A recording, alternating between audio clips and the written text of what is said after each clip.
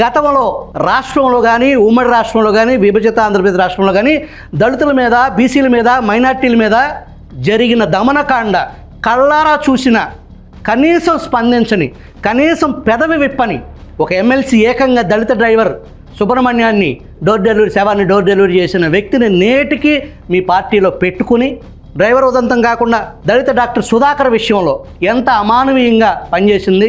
ముస్లిం కమ్యూనిటీకి సంబంధించిన సలాం కుటుంబం మొత్తం రైల్వే స్టేషన్ మీద ఆనాటి పోలీస్ స్టేషన్లో ఒక దొంగదాన్ని ఒప్పుకోమన్న, ఏ తప్పు చేయకుండా ఒప్పుకోమన్నందుకు ఆత్మాభిమానం అడ్డొచ్చి కుటుంబం మొత్తం నాటి పోలీసు వేధింపులు తట్టుకోలేక రైలు పట్టాల మీద పడి దుర్మరణం పాలయ్యారు.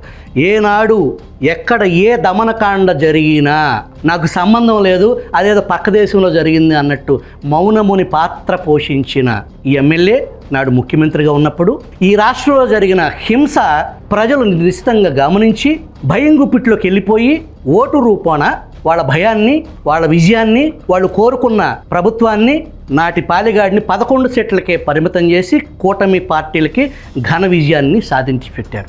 నిండా సంవత్సరం, ఇప్పుడు రాష్ట్రపతి పాలన కాదు, నెల రోజులకే రాష్ట్రపతి పాలన. గతంలో ఈ ప్రభుత్వం ఏర్పడిన నెల రోజులకే రాష్ట్రపతి పాలన విధించాలని చెప్పేసి రోడ్డెక్కిన ఘనుడు, గడసరి జగన్మోహన్ రెడ్డి గారు.